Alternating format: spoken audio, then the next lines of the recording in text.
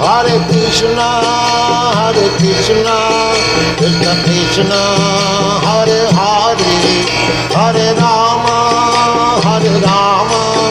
Rama Rama, Hare Hare।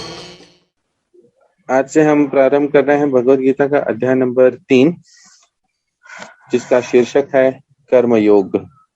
अभी तक अर्जुन दूसरे अध्याय में भगवान से अपनी मनोस्थिति प्रकट कर रहा था और मनोस्थिति प्रकट करने के बाद में भगवान से अब अर्जुन आगे क्वेश्चन पूछने जा रहे हैं। अब अर्जुन अपनी एक कंफ्यूजन प्रकट कर रहे हैं।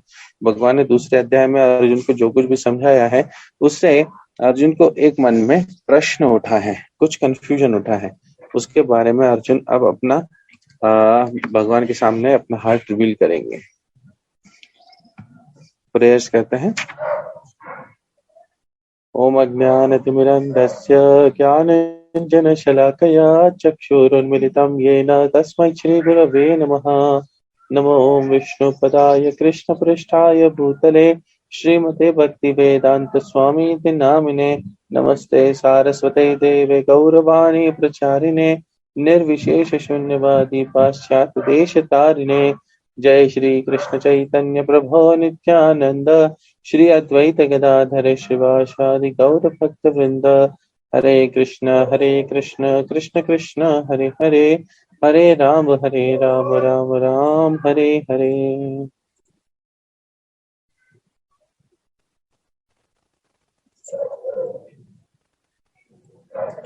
अध्याय नंबर 3 कर्मयोग, पहला नंबर श्लोक।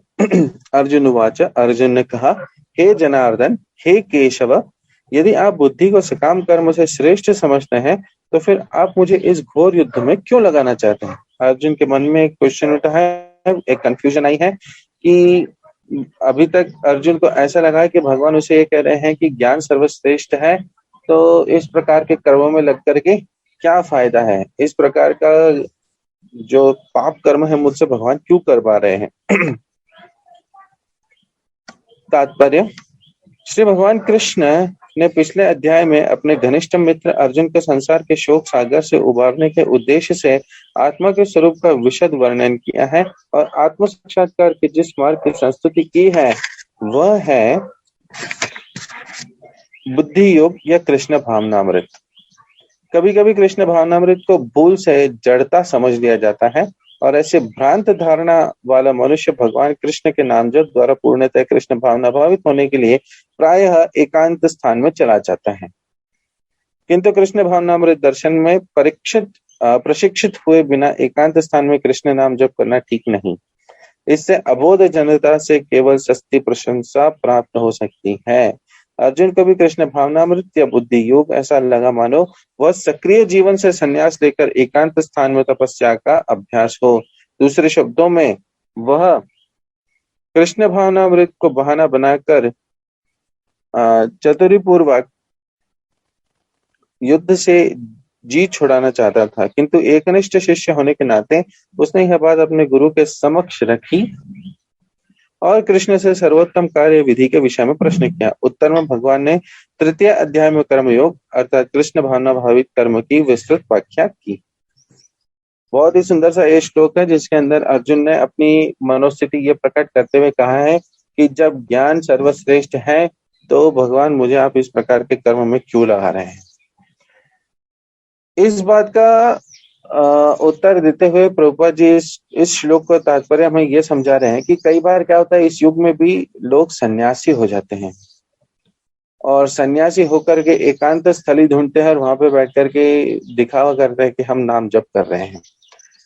देखिए, ये हमारा स्वभाव है, व्यक्ति का स्वभाव है कि जब तक उसकी इंद्रियां संपूर्ण उस कंट्रोल में नहीं आ जाती है, पूरी तरीके से उसके वश में नहीं आ जाती, जब वो जितेंद्रिय नहीं हो जाता है, तब तक के लिए यदि व्यक्ति किसी इस प्रकार के प्रयास में लगता है तो उसकी इंद्रियां कहीं ना कहीं उसे भटकाती ही हैं।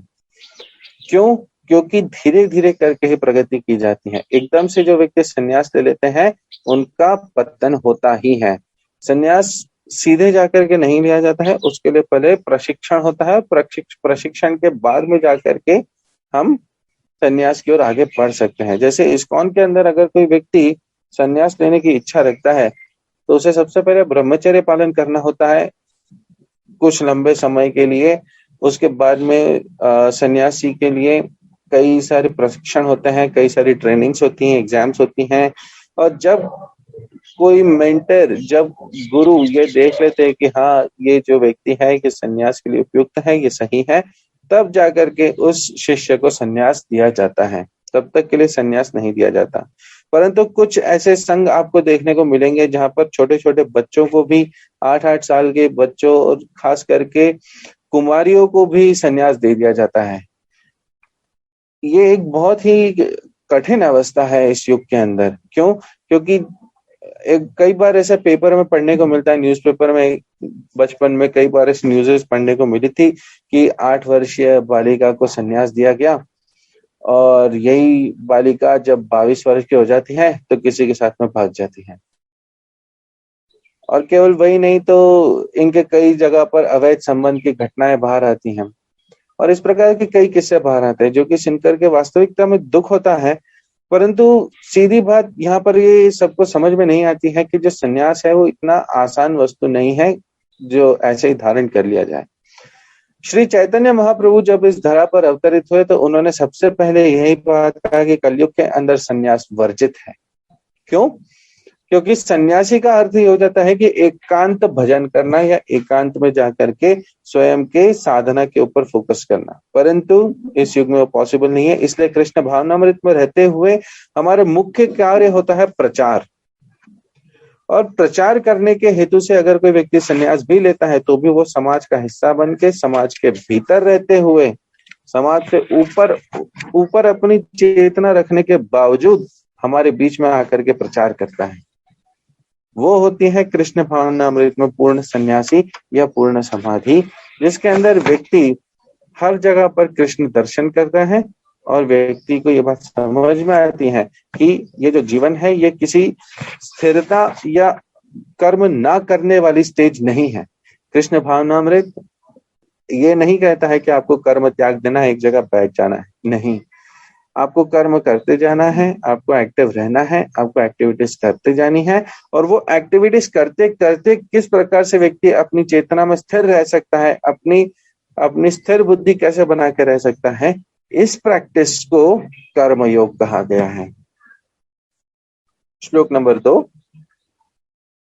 आपको आपके व्यामिश्रित अनेकार्थ उपदेशों से मेरी बुद्धि मोहित हो गई है, अतः कृपा करके निश्चय पूर्वक मुझे बताएं कि इनमें से मेरे लिए सर्वाधिक श्रेयस्कर क्या होगा।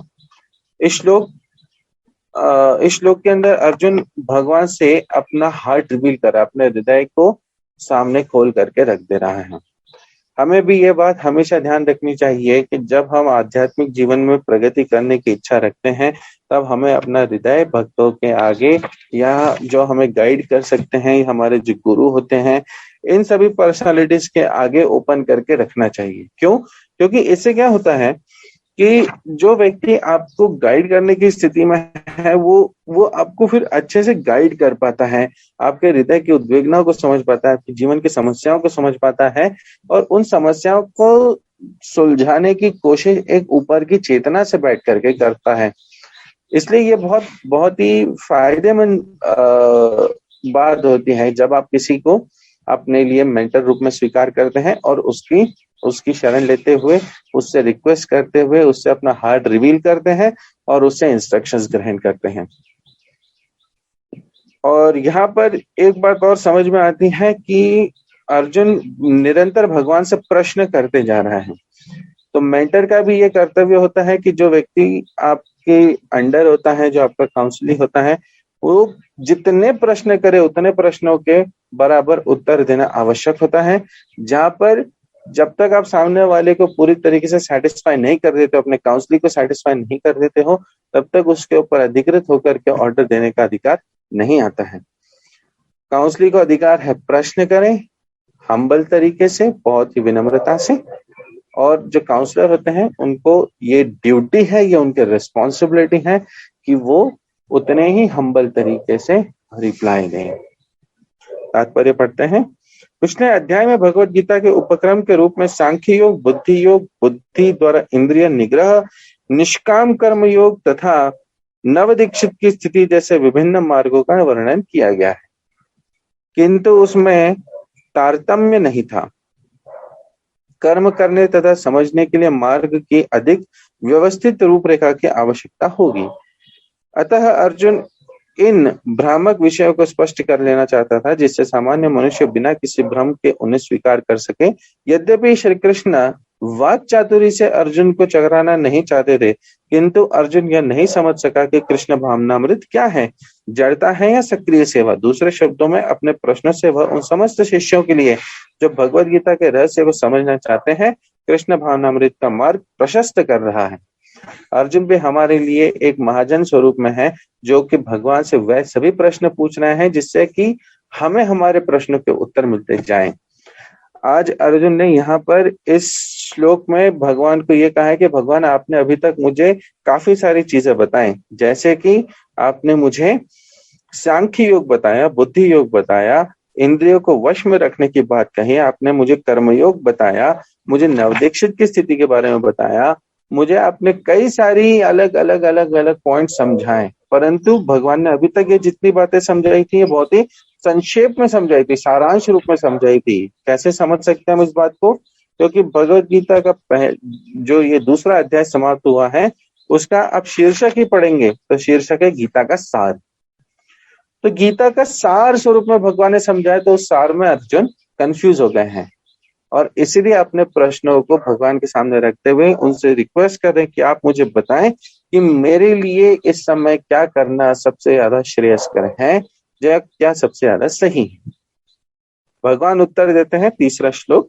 श्री भगवान ने कहा, हे निष्पाप अर्जुन, मैं पहले ही बता चुका हूं कि आत्म साक्षात्कार का प्रयत्न करने वाले दो प्रकार के पुरुष होते हैं। कुछ इसे ज्ञान योग द्वारा समझने का प्रयत्न करते हैं, तो कुछ भक्तिमय सेवा के द्वारा। सबसे पहला प्रश्न आता है कि योग क्या है। जैसे हम कहते हैं कि योगा योग से कोई वस्तु हो गई, तो सबसे पहली बात है कि योग क्या है। योग का अर्थ है कनेक्शन, एक चेन की दूसरी चेन की कड़ी से खुद को कनेक्ट करना, इस कनेक्शन को कहते हैं योग।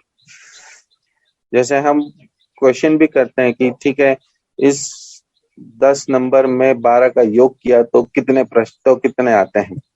तो योग क्या है? जोड़ना या कनेक्ट करना, कनेक्शन बनाना। इसी प्रकार से जब शास्त्र योग की बात कर रहा है, तो वो योग क्या है? कर्म योग, ध्यान योग, भक्ति योग। ये जो योग हैं, इनके आखिरी में शब्द में अगर योग जोड़ा गया है, तो क्वेश्चन ये आता है कि हम किससे जुड़ रहे हैं, क्योंकि योग का मतलब है जुड़ना। तो हम जुड़ते हैं श्री भगवान से। जहां जहां पर हम जिस प्रोसेस के थ्रू भगवान से जुड़ने का प्रयत्न करते हैं अथवा भगवान से जुड़ पाते हैं, उस प्रोसेस को योग स्वरूप में कहा गया है। जैसे कोई व्यक्ति ध्यान करते हुए, जैसे हमने पिछले सेशन में देखा था कि सत्य युग के अंदर सभी लोग ध्यान करते हुए भगवान से जुड़ते थे, तो वो ध्यान योग हो गया। क्यों? क्योंकि वहां पर कनेक्शन है, भगवान के साथ कनेक्शन हो गया। इसी प्रकार से कुछ व्यक्ति कर्म योग करते हैं कि कर्म करते हुए भगवान का स्मरण करते हुए चेतना, मन, बुद्धि भगवान में लगा करके एक्टिविटीज करते हैं, तो वो कर्म योग की परिकाष्ठा होती है। इसी प्रकार से ज्ञान योग, जिसके अंदर भगवान के बारे में सुनना, समझना, विचार करना, बुद्धि को पूरी तरीके से भगवान में लगाना, इससे ज्ञान योग कहते हैं। परंतु ये जो तीनों स्टेज होती हैं, कर्म योग, ध्यान योग और ज्ञान योग, ये तीनों थोड़ी सी मुश्किल होती हैं और कंफ्यूजिंग होती हैं कि कभी कभी व्यक्ति पूरी तरीके से ना कर्म योग में रह सकता है, ना ज्ञान योग में रह सकता है, ना पूरी तरीके से ध्यान योग में रह सकता है। वो कहीं ना कहीं मिश्रित रहता है, कहीं ना कहीं छूट जाता है। इस प्रकार से व्यक्ति इन तीनों प्रोसेसेस के चलते हुए कलयुग में परफेक्शन अटेन नहीं कर सकता है। उसके लिए परफेक्शन नहीं है। वो परफेक्शन तक पहुंचे, उसके लिए क्या है? परफेक्शन में पहुंचने के लिए इन तीनों प्रकार के योग से भी सर्वश्रेष्ठ किस्म का जो योग है वो कहलाता है भक्ति योग।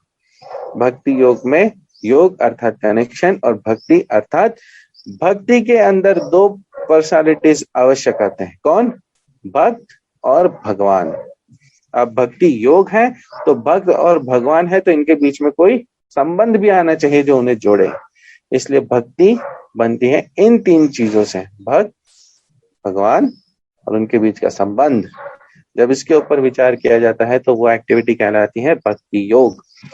जो व्यक्ति भक्ति योग कर रहा होता है, भक्ति योग प्रैक्टिस कर रहा होता है, उसके लिए शास्त्र ये कहते हैं कि पिछले जितने जन्म हो चुके हैं उसके, उन सभी जन्मों के अंदर उसने, व्यक्ति ने कहीं ना कहीं कर्मयोग, ध्यान योग और ज्ञान योग पहले से ही प्रैक्टिस किया हुआ है, तभी जाकर के इस जीवन में भक्ति योग करने का मौका मिलता है। तात्पर्य में पढ़ते हैं। द्वितीय अध्याय के 39वें श्लोक में भगवान ने दो प्रकार के पद्धतियों का उल्लेख किया, सांख्य योग तथा कर्म योग या बुद्धि योग। इस श्लोक में इनकी और अधिक स्पष्ट विवेचना की गई है। सांख्य योग अथवा आत्मा तथा पदार्थ की प्रकृति का वैश्लेषिक अध्ययन उन लोगों के लिए है जो व्यावहारिक ज्ञान तथा दर्शन द्वारा वस्तुओं का चिंतन एवं मनन करना चाहते हैं। सांख्य योग को और डिटेल में अगर आप जानना चाहते हैं तो श्रीमद् भागवत के 3रे स्कंद को पढ़ सकते हैं, जिसके अंदर 24 तत्वों की व्याख्या की गई है। यह बताया गया है कि किस प्रकार से ब्रह्मांड में, सृष्टि में क्रिएशन होता है, किस प्रकार से 24 तत्व क्रिएट किए जाते हैं और इन 24 तत्वों से जीवन प्रारंभ होता है। आत्मा के तत्व के बारे में बताया गया है कि आत्मा पहले कहाँ थी, कैसी थी और कैसे होकर के इस धरा पर आई है। इसी प्रकार से जितने सारे अलग अलग क्रिएशंस है, जितने सारे हमारे पास में धातु अवेलेबल हैं, जैसे वायु है, इस प्रकार के प्रकृति के 5 गुण अवेलेबल हैं। तो ये सभी चीजें किस प्रकार से बनी हैं, इसके बारे में सोचना, समझना और ऐसे करते हुए, विश्लेषण करते हुए आत्मा तक जाना और आत्मा से हायर स्टेज पर जाकर के भगवान के विचार में लगना, इस पूरी प्रोसेस को सांख्य योग कहते हैं। इसके आगे और पढ़ते हैं। दूसरे प्रकार के लोग कृष्ण भावनामृत में कार्य करते हैं, जैसा कि द्वितीय अध्याय के 61वें श्लोक में बताया गया है। 39वें श्लोक में भी भगवान ने बताया है कि बुद्धि योग या कृष्ण भावनामृत के सिद्धांतों पर चलते हुए मनुष्य कर्म के बंधनों से छूट सकता है तथा इस पद्धति में कोई दोष नहीं है। जिस प्रकार से सांख्य योग में बैठ करके व्यक्ति विचार विमर्श करते हुए अपनी रियलाइजेशन स्टेज तक पहुंचता है, उसी प्रकार से यहाँ पर बताया गया है कि जो व्यक्ति कृष्ण कॉन्शियसनेस में रहकर के कर्म करता है वो पूरी तरीके से रियलाइजेशन तक पहुंच पाता है। यहाँ पर हमने कर्म, विकर्म और अकर्म, इन 3 चीजों की व्याख्या करी थी और इससे समझने की कोशिश करी थी कि हमें कौन सी एक्टिविटीज करनी चाहिए। यहाँ से हमें समझ में आता है इस श्लोक में कि उसके बारे में भी संक्षिप्त रूप में हमें दूसरे अध्याय में पढ़ने को मिला था, जिसके बारे में अब आगे हमें और डिटेल में पढ़ने का अवसर मिलेगा। 61वें श्लोक में इसी सिद्धांत को और अधिक स्पष्ट किया गया है कि बुद्धि योग पूर्णतया पर ब्रह्म, विशेषतया कृष्ण पर आश्रित है और इस प्रकार से समस्त इंद्रियों को सरलता से वश में किया जा सकता है। अतः दोनों प्रकार के योग धर्म तथा दर्शन के रूप में अन्योन्याश्रित हैं। दर्शन विहीन धर्म मात्र भावुकता या कभी कभी धर्मांधता और धर्म विहीन दर्शन मानसिक उहापोह है। इसका अर्थ क्या है? थोड़ी सी क्लिष्ट हिंदी का यहाँ पर प्रयोग किया गया है। यहाँ पर एक बात ये हमें समझाने का प्रयत्न किया जा रहा है कि देखिए, कई बार क्या होता है कि व्यक्ति स्पिरिचुअल लाइफ को, आध्यात्मिक लाइफ को प्रैक्टिस करना चाहते हैं और इस प्रयास में काफी समय के लिए लगे हुए रहते हैं, परंतु कुछ चीजें होती हैं जो केवल इमोशनल बेसिस पे करते हैं, कुछ चीजें इसलिए करते हैं क्योंकि वो चलती आ रही हैं, और कुछ चीजें अपने मन से क्रिएट करके नए नए प्रकार से कुछ कुछ एक्टिविटीज करने लगते हैं। जैसे उदाहरणतः कई युगों से, पीढ़ियों से चलती आ रही है कोई प्रथा, मान लीजिए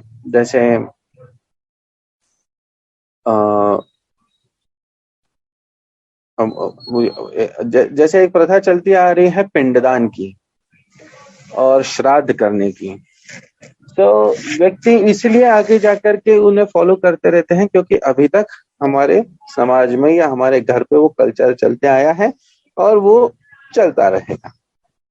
उसके पीछे व्यक्ति प्रश्न नहीं करते हैं कि ऐसा हम क्यों करते हैं, उससे क्या लाभ होता है, क्या हानि होती है। इस प्रकार के प्रश्न व्यक्ति नहीं करता है, केवल इसलिए फॉलो करता रहता है क्योंकि वो चलते आ रहे हैं। इसी प्रकार से कुछ चीजें इमोशनल बेसिस पे करता है, जैसे हमारे किसी रिश्तेदार ने फलानी फलानी वस्तु अभी तक करी है, ये करना है, में हमें आनंद आता है, इसलिए हम उसे आगे तक करेंगे।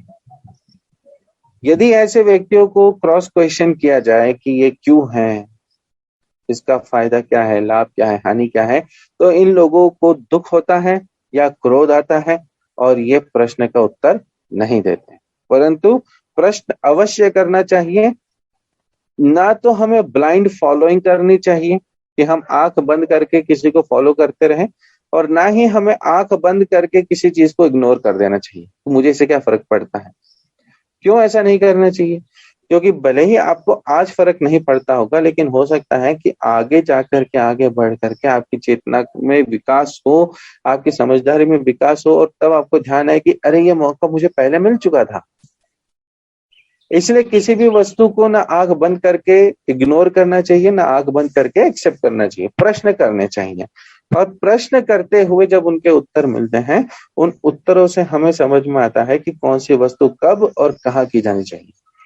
इसी प्रकार से जब हम आध्यात्मिक जीवन प्रैक्टिस करते हैं तो इमोशनल होकर के पूरी तरीके से हम उसे फॉलो नहीं कर सकते हैं, और पूरी तरीके से लॉजिकल होकर के भी फॉलो नहीं कर सकते हैं। क्यों नहीं कर सकते हैं? देखिए, जहां पर भगवान की कुछ लीलाओं की बात आती है, जहां पर हमारे लिए कुछ भगवान की अंतरंग लीलाएं होती हैं, जो भगवान ने केवल और केवल अपने भक्तों को आस्वादन करने के लिए करी है।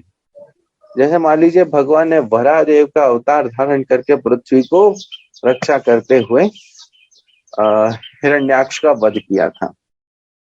अब अगर हम उसको केवल लॉजिक मात्र से देखेंगे कि ऐसा कैसे हुआ, क्यों हुआ, वगैरह वगैरह, तो इसके उत्तर भागवतम में तो हैं, परंतु आप उस लीला का आस्वादन नहीं कर पाएंगे। अगर आप उस लीला का आस्वादन नहीं कर पाएंगे तो आपको भगवान के साथ में योग करते नहीं आएगा।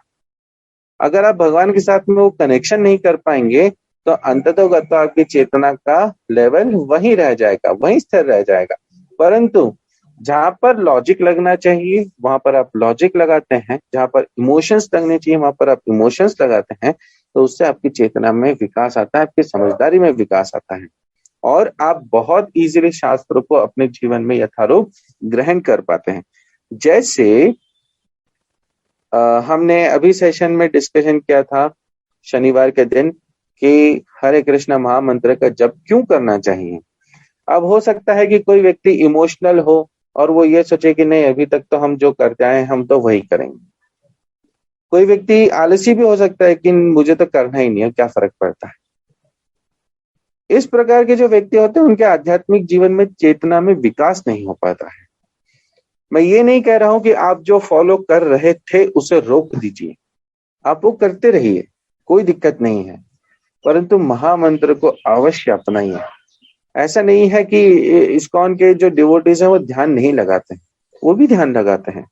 आप अगर गौरांग शिक्षा मंदिर को चेक करेंगे तो गौरांग शिक्षा मंदिर के अंदर बहुत सारे छोटे छोटे बच्चों को रोज ध्यान लगाया जाता है। रोज बैठ करके 5-10 मिनट 15 मिनट के लिए वो ध्यान लगाते हैं। क्यों? क्योंकि इससे बुद्धि भी तेज होती है, इसके कई सारे अपने बेनिफिट्स भी हैं। परंतु एक समझदार व्यक्ति उसी के ऊपर आश्रित होकर के नहीं रहता है। समझदार व्यक्ति तुरंत ये बात समझ जाता है कि शास्त्र में कलयुग में लिखा गया है कली काले नाम रूपे सर्वधर्म सार, तो तुरंत भगवान के नाम को हाथ में ले लेता है, भगवान का नाम जपने लग जाता है। ऐसे व्यक्ति को समझदार कहा जाता है। हमें बात यही समझाई जा रही है इस श्लोक से कि ना तो पूरी तरीके से इमोशनल होकर के हम आध्यात्मिक जीवन में प्रोग्रेस कर सकते हैं, ना ही पूरी तरीके से लॉजिकल होकर के। अब केवल अगर मैं ये कहूं कि हरिनाम के पीछे कुछ लॉजिक्स है जिस वजह से आप फॉलो करते जाइए, तो वो हमारे लिए एक शुष्क जीवन हो जाएगा। एक बहुत ही एक जैसे एक तोता होता है वो रटते जाता है, उस प्रकार से हमें वो नाम रटने की आदत हो जाएगी। हम उसके अंदर जो उसका स्वीटनेस है उसे हम एक्सपीरियंस नहीं कर पाते हैं। हमारे एक वर्तमान आचार्यगण कहते हैं कि जो भगवान का नाम है वो बहुत ही मीठा है, एकदम चीनी जैसा, शक्कर जैसा, बहुत स्वादिष्ट है। हम उसे जिह्वा पे अगर रखते हैं तो उसमें बहुत आनंद आता है। परंतु अभी की कौन सी स्टेज है? अभी की स्टेज है बीमारी वाली। ऐसी बीमारियां होती हैं जिसके अंदर अगर आप मिष्ठान जिह्वा पर रखते हैं तो बहुत कड़वा लगता है, परंतु उसी के सेवन से बीमारी ठीक होती है। इसी प्रकार से भगवान का नाम भी हमारे जब शुरू शुरू में जिह्वा पर आता है तो बड़ा कड़वा कड़वा सा लगता है। क्यों? क्योंकि अभी मन में बीमारी है, मन अभी स्वच्छ नहीं है। परंतु जैसे जैसे हम उस दवा को खाते जाएंगे, हरि नाम को लेते जाएंगे, तब वो मैल अंदर का हृदय का साफ होते जाएगा और धीरे धीरे उसमें आनंद आने लगेगा और दोबारा से जो जिह्वा पर मिष्ठान वाला स्वाद आना चाहिए वो स्वाद आने लगेगा। उस स्वाद से आपको फिर आगे बताने की आवश्यकता नहीं पड़ेगी कि आपको हरि नाम का जप करना है। आपको अपने आप से हरि नाम में स्वाद आएगा और आप अपने आप से हाथ में माला लेकर के उसका नाम जप शुरू कर देंगे। ये हमें शास्त्र इस प्रकार से एग्जाम्पल देते हुए समझाता है कि जो दार्शनिक वस्तुएं हैं, जो हमारे समझने की वस्तुएं हैं, वह वो हैं जो शास्त्र में बताई गई हों। जो गुरु भी होते हैं, अगर गुरु शास्त्र से बताते नहीं हैं तो वो गुरु भी गुरु बनने के योग्य नहीं है। ये बात हमको यहाँ पर सुनकर के थोड़ी सी अटपटी भी लग रही होगी, परंतु एक इसका बहुत बहुत सुंदर सा एग्जाम्पल है कि जब भगवान ने वामन अवतार धारण किया था और वे बलि महाराज के पास में आए थे भिक्षा मांगने के लिए, तब शुक्राचार्य जी ने बलि महाराज को कहा था कि देखो बलि, मुझे पता है कि ये विष्णु है, मैं तुम्हें बता सकता हूँ कि ये विष्णु है, क्योंकि इतनी छोटी सी हाइट लेकर के कोई 3 पग भूमि मांगने नहीं आता है। इस प्रकार से तर्क वितर्क करते हुए शुक्राचार्य जी ने बलि महाराज को कहा था कि बिल्कुल भी इसे जो वरदान चाहिए वो देना मत, वरना अपना सब कुछ खो बैठोगे। बलि महाराज ने उस समय ये प्रण प्रतिज्ञा करी थी कि अगर मेरे सामने कुछ मांगने वाला आया है तो उसे मुझे देना तो है ही, और अगर त्रिलोकीनाथ भगवान नारायण स्वयं वामन अवतार धारण करके मुझसे भिक्षा मांगने आए हैं तो मैं अगर ये भिक्षा देता हूं तो इससे मेरा ही नाम पूरे इतिहास में सबसे ज्यादा ख्याति से लिखा जाएगा। अतः हे गुरुदेव, मैं आपकी बात को अस्वीकार करते हुए वामन देव को उन्होंने 3 पग भूमि दान करी। वामन देव ने अपना रूप विकराल विशाल बनाया और उस विशाल स्वरूप से उन्होंने 3 पग में, वास्तविकता में 2 पग में समस्त ब्रह्मांड को नाप दिया। और तीसरा पग रखने के लिए प्रश्न पूछते हैं कि अब मैं कहाँ रखूं? तो बलि महाराज ने अपना मस्तक देते हुए कहा था कि हे वामन देव, आप मेरे मस्तक के ऊपर अपना तीसरा चरण रखिए। भगवान ने अपना तीसरा चरण बलि महाराज के सर पर रखते हुए उन्हें पाताल नगरी का राजा बनाया और ये कहा कि हे बलि, तुम इंद्र के आसन पर बैठना चाहते थे तो ठीक है, तुम्हारी इच्छा हम पूर्ण करेंगे। आगे आने वाले जो इंद्र होंगे, जैसे इस समय के लिए इंद्र के पद पर जो व्यक्ति बैठे हैं उनका नाम पुरंद्र है, उनके बाद में जो अगले इंद्र हैं वो बलि महाराज होंगे। और भगवान वामन देव उनके पर्सनली सिक्योरिटी गार्ड बन करके उनके साथ में नित्य निवास करते हैं। यहाँ पर हमें समझ में क्या आया कि देखिए, शुक्राचार्य जी गुरु होने के बावजूद बलि महाराज को भगवान से विमुख होने के लिए कह रहे थे कि भगवान की शरण ना लो, वो मत करो जो भगवान बोल रहे हैं करने के लिए। और ऐसे समय के लिए बलि महाराज ने क्या किया? बलि महाराज ने अपने गुरु का त्याग किया और उनसे ये कहा कि हे गुरुदेव, सभी शास्त्रों का, सभी आचार्यों का, सभी श्रेष्ठ जनों का एक मत ये है, सभी का अल्टीमेटली एक मत आता है, और वो ये मत आता है कि हमें भगवान की शरण ग्रहण करनी चाहिए। सर्व धर्मान् परित्यज्य माम एक शरणं व्रज, अहम त्वाम सर्व पापेभ्यो मोक्षयिष्यामि मा शुचः। इस श्लोक के अंदर भगवान खुद ये बोल करके बता रहे हैं कि सभी धर्मों को त्याग करके मेरी शरण लो।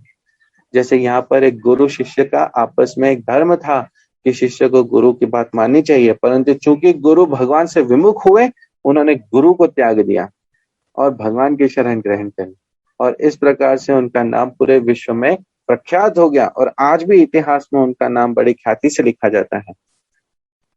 तो ये बात हमें समझने के लिए होती है कि शास्त्र जो कहता है हमें शास्त्र के अकॉर्डिंग चलना चाहिए, ना हर कहीं इमोशंस लगाएं, ना हर कहीं लॉजिक्स लगाएं, उनमें समता रखें और सिचुएशन के अकॉर्डिंग उसमें समझने का प्रयत्न करें। क्योंकि हमारा हमारा जो स्वरूप है वो स्वरूप हमें इस मनुष्य शरीर का क्यों दिया गया है, क्योंकि उसमें हम अलग अलग प्रकार के इमोशंस को समझ सकते हैं। हमारा नाम रसिक प्रेक्षक है, हम सभी प्रकार के रसों का अनुभव करने के लिए बनाए गए हैं, परंतु हम कर नहीं पाते हैं क्योंकि हमारी उतनी क्षमता नहीं है। परंतु भगवान का नाम रसिक शेखर है, क्योंकि वे सभी प्रकार के रसों को अपनी लीलाओं में प्रकट भी करते हैं और उन सबका आस्वादन भी करते हैं। आगे पढ़ते हैं। इसकी अप्रत्यक्ष पद्धति दार्शनिक चिंतन है जिसके द्वारा कर्म से कृष्ण भावनामृत तक पहुंचा जा सकता है। प्रत्यक्ष पद्धति में कृष्ण भावनामृत में ही प्रत्येक वस्तु से अपना संबंध जोड़ना होता है। इन दोनों में से कृष्ण भावनामृत का मार्ग श्रेष्ठ है, क्योंकि इसमें दार्शनिक पद्धति द्वारा इंद्रियों को विमल नहीं करना होता। कृष्ण भावनामृत स्वयं ही शुद्ध करने वाली प्रक्रिया है और भक्ति की प्रत्यक्ष विधि सरल तथा दिव्य होती है। जो व्यक्ति ये कहता है कि मैं जिस दिन शुद्ध हो जाऊंगा उस दिन भगवान का नाम ले लूंगा, वो इस प्रकार का बात कह रहा है कि जिस दिन मुझे बुखार ठीक हो जाएगा मैं उस दिन क्रोसिन ले लूंगा। ये नहीं करना चाहिए। सीधी सीधी बात यहाँ पर ये समझ में आती है कि कृष्ण कॉन्शियसनेस एग्जैक्टली है क्या। कृष्ण कॉन्शियसनेस है भगवान के सेवा में नित्य लगे रहना, और इसी प्रकार से जब हम सेवा में लगे रहते हैं तो कृष्ण कॉन्शियसनेस एक ऐसी एक्टिविटी है, एक ऐसी अपने आप में कार्यशैली है कि व्यक्ति जब धीरे धीरे करके भगवान के इस प्रोसेस से जुड़ता है, इसमें बढ़ता है, तो अपने आप शुद्ध होने लगता है। उसको शुद्धि के लिए अलग से कुछ करना नहीं पड़ता है। ऐसा नहीं है कि आपको गंगा में जाकर के आप स्नान करेंगे तभी आप शुद्ध होने वाले हैं। गंगा का तो स्वभाव है शुद्ध करना, परंतु अगर आप घर बैठ करके हरिनाम का जप करते हैं, तुलसी की सेवा करते हैं, तो ये कहा जाता है कि आपने सभी प्रकार के धामों के ऊपर जाकर के स्नान किया है, दर्शन किया है, उसका पुण्य प्राप्त किया है, और ऐसे ही धीरे धीरे करके आप में शुद्धता आती है। चेतो दर्पण मार्जनम भव महादावाग्नि निर्वापनम श्रेयः कैरव चंद्रिका वितरणम विद्यावधु जीवनम आनंदाम बुद्धिवर्धनम प्रतिपदाम पूर्ण अमृत आस्वादनम सर्वत्व स्नापनम परम विजयते श्री कृष्ण संकीर्तनम। इस श्लोक में श्री चैतन्य महाप्रभु ये बात समझा रहे हैं कि चेतो दर्पण मार्जनम, हमारे जो चेतना है वो एक आईने के समान, एक दर्पण के समान है जिस पर अभी धूल लगी हुई है अशुद्धता की। यह हमारा मन अभी शुद्ध नहीं है। उसका मार्जन अर्थात सफाई करता है। कौन करता है? परम विजयते श्री कृष्ण संकीर्तन, भगवान श्री कृष्ण का नाम जप, संकीर्तन, उनके बारे में शास्त्र पढ़ना, अध्ययन करना और भक्तों के संग में रहते हुए इस प्रकार से जब व्यक्ति कृष्ण कॉन्शियसनेस फॉलो करता है तो चेतना अपने आप धीरे धीरे करके शुद्ध होते जाती है। आज की चर्चा को यहीं पर ही विराम देते हुए मैं आप सबका धन्यवाद देता हूं कि आप सभी सुबह के सेशन में आए हैं। हरे कृष्णा। यदि किसी के कोई प्रश्न है तो पूछ सकते हैं। हेलो, प्रश्न पूछिए। हाँ, ये भक्ति मार्ग से जो बोला था, भक्ति मार्ग नाही आपण याच्याकडे जाऊ शकतो, तर त्याचं काय आहे? प्रश्न समझा नहीं मैं। ते 2-3 हे सांगितलं ना तू, भक्ती मार्ग, ध्यान योग आणि भक्ती योग, ध्यान योग, त्याचं काय भक्ती योगचं हे म्हणजे कसं जाऊ शकतो आपण याच्याकडे, भक्ती मार्गाने कसं देवाकडे पोहोचू शकतो, असं म्हणजे हा प्रश्न काहीतरी। ओके, सो प्रश्न ये है कि जैसे हमने सेशन में डिस्कशन किया था ज्ञान मार्ग के लिए, कर्म मार्ग के लिए, ध्यान मार्ग के लिए, तो इन सभी तरीकों से हमने थोड़ा बहुत डिस्कस किया कि कैसे हम भगवान के साथ में अपना योग बनाते हैं, भगवान तक पहुंचते हैं। तो उनका प्रश्न ये है कि भक्ति मार्ग में हम ऐसा क्या करते हैं जिससे कि हमें भगवान के साथ में जुड़ने का मौका मिलता है और भक्ति योग की परिकाष्ठा होती है। बहुत सुंदर सा प्रश्न है। इस प्रश्न का उत्तर देखिए ऐसा है कि भक्ति, जैसे हमने बताया कि भक्ति में 3 चीजें होती हैं, भक्त, भगवान और संबंध। सबसे पहले ये समझना जरूरी है कि भक्त कौन है। भक्त हम हैं, अर्थात हम भक्त बनने का प्रयास कर रहे हैं, जिसमें हम भगवान के दास बनने का प्रयत्न करते हैं।